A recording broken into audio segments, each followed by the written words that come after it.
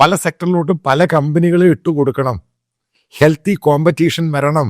ഒരു കമ്പനി മാത്രം ഈ പറയുന്ന ഒരു മേഖലയെ കൊണ്ടു നടക്കാൻ പാടില്ല.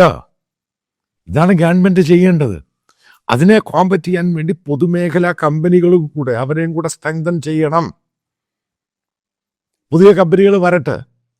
ചില കമ്പനികൾ ഗവൺമെന്റ് തന്നെ ഫണ്ട് ചെയ്ത് ഈ പറയുന്ന മൊണോപ്പൊളിയായിട്ട് സംഭവത്തെ മാറ്റിക്കൊടുക്കണം. ഇതൊക്കെയാണ് ഗവൺമെന്റ് ഇന്റർവീൻ ചെയ്യേണ്ട ഏറ്റവും പ്രധാനപ്പെട്ട ഘടകം എന്ന് പറയുന്നത്.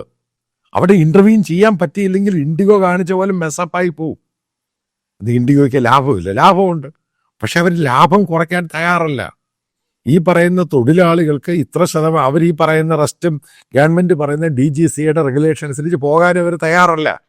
അങ്ങനെ പോയി കഴിഞ്ഞാൽ അവരുടെ ലാഭം കുറയും. തിരിച്ചപ്പുറത്തൊരു കമ്പനിയെ അവർ കോമ്പറ്റ് ചെയ്യാനുള്ള കമ്പനി ഇല്ലാതായിപ്പോയി.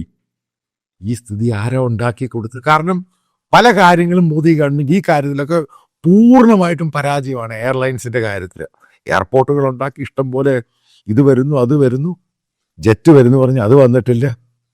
ഇതൊക്കെയാണ് പ്രധാനമായിട്ടും അടിസ്ഥാനപരമായിട്ട് മനസ്സിലാക്കേണ്ടത്. അതായത് ഹെൽത്തി കോമ്പറ്റീഷൻ വേണം. ഇപ്പുറത്തൊരു കമ്പനി ഉണ്ടെങ്കിൽ അപ്പുറത്തൊരു കമ്പനി വേണം. അവരും ഓപ്പറേറ്റ് ചെയ്യണം. എയർ ഇന്ത്യക്ക് ആ പ്രശ്നം കൊണ്ട് അത് മാറ്റിക്കൊടുക്കണം. അതേപോലെ കൊച്ചു പിള്ളേരെ ഒന്നും പോയി ഈ സിവിൽ ഏവിയേഷൻ്റെ മന്ത്രിമാരായി ഇരുത്തരുത്. ഇതൊക്കെ പറഞ്ഞ് ചന്ദ്രബാബു നായിഡുവിനോട് സീനിയറായിട്ടൊരാളെ തരാൻ പറയണം. ഇത്രയേ ഉള്ളൂ. ഈ പറയുന്ന ഈ പയ്യനെ പോലെ കാരണം ബോധം വേണ്ടായോ? നോക്കി മനസ്സിലാക്കണം ഇത് ഏവിയേഷനായിട്ട്. കാരണം എവിടെ പോയി അഹമ്മദാബാദിൻ്റെ റിപ്പോർട്ടില്ല. അങ്ങനെ ഒരു കൂട്ടം കക്ഷികൾ ഇവിടെ ഉണ്ടായിട്ടുണ്ട്. എല്ലാം ദേശീയ കാര്യങ്ങളൊന്നും മോശമാകരുത്. എന്തുകൊണ്ട് ആക്സിഡന്റ് ഉണ്ടായി അതിനെപ്പറ്റി പറയുന്നില്ല. എന്താണ് ഫെയിലിയർ പറയുന്നില്ല. എവിടെയൊക്കെ റിപ്പോർട്ട് വന്നു അയാൾ ആത്മഹത്യക്ക് ശ്രമിച്ചു എന്ന് റിപ്പോർട്ട് പറയുന്നു. അതിനെ അങ്ങോട്ട് മാറ്റുന്നു ഇങ്ങോട്ട് മാറ്റുന്നു. ആകെ കുളമായി. സംഭവം റിപ്പോർട്ട് പുറത്തു വരുന്നില്ല. സത്യം പറഞ്ഞാൽ അത് മാറ്റിയിട്ട് അടുത്ത കാര്യത്തോട്ട് പോകാൻ സാധിക്കൂ? അതിന് ഉത്തരവില്ല. ഇതാണ് ബേസിക്കലി ഇൻഡിഗോ എയർലൈൻസിന് സംഭവിച്ചത്.